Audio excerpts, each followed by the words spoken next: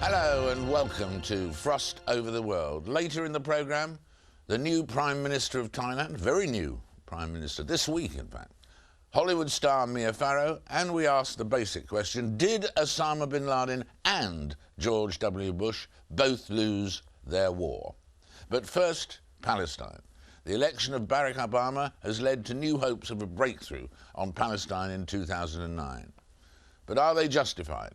When I met the Palestinian Prime Minister earlier, I first asked how good or bad a year 2008 had been for the Palestinians. No, it's not been a good year for the Palestinian people in important ways. Some progress was made, though, in the sense of the political process getting restarted, going back to November of last year. The parties, meaning Palestinians and Israelis, getting together to discuss the core issues that need to be agreed. A monitoring framework that came out of the Annapolis conference, which I think started a serious, rigorous process of following up on developments under the roadmap to peace, that important document. We were hoping to get a lot more progress on the issues of here and now, things that pertain to the daily lives of Palestinians, but also in areas that not only affect the daily lives of our people, but also have an important bearing on the prospects of continued viability of the two-state solution, namely settlement activity. When judged by these elements, it's not been a very good year for us. The fact that there was discussions and negotiations is important, particularly that came after years of marginalization and neglect. The fact that there's monitoring is also important, but what really needs to happen, and very quickly, is to convert that process of monitoring from an exercise in accounting to an exercise in accountability, if in fact things are to begin to move in a serious way. And in fact, you've emphasised again in the last few days that the most important of the current issues really is the question of settlements, yeah? Absolutely, for the reasons I just mentioned.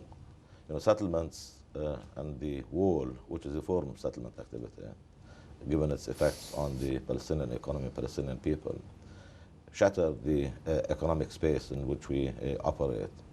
It separates the West Bank into different and separate cantons with extremely enclaves, which make it extremely difficult for our people to move around. There are many villages that lost most of their farmland. Up to 85% of their farmland has been lost and lost completely. Some rural communities are completely encircled by the wall, with access to and from those rural areas confined to passages through gateways and the rest of it. Possibility of developing basic infrastructure, as for example, in having schools in those communities, is extremely difficult and hampered by the need to get permits from the Israelis, given that those areas lie in areas designated as Area C, etc. With the situation as it is today, in between the division in the Palestinian areas between the West Bank and Gaza, do we have to be looking right now for a three-state solution rather than a two-state solution?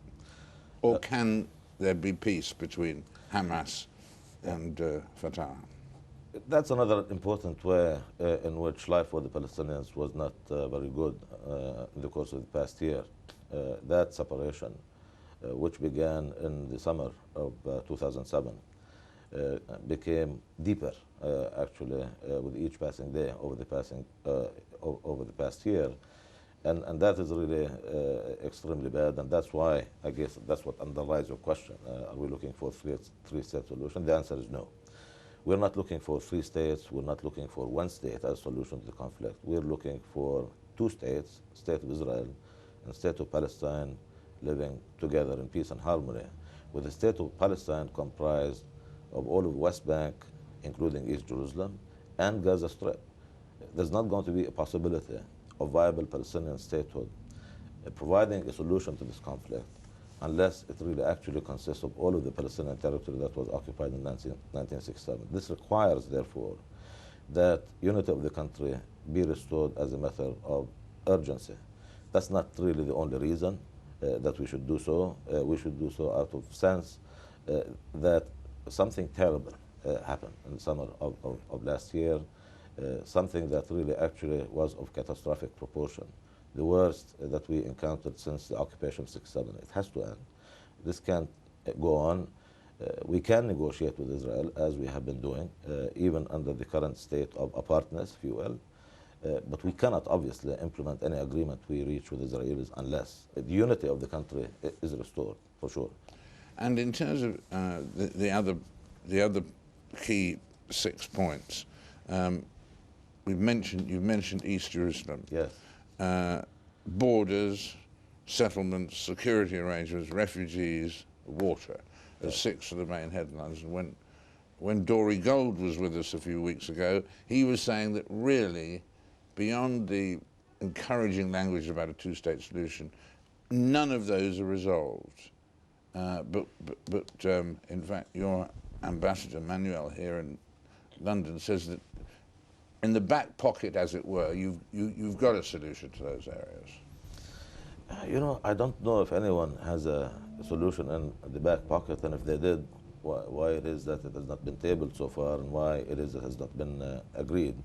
This has been going on for a good number of years now, with terrible consequences associated with interruption and disruption, and even abandonment at times of talks and negotiation, with highly adverse consequences of both Palestinians and Israelis.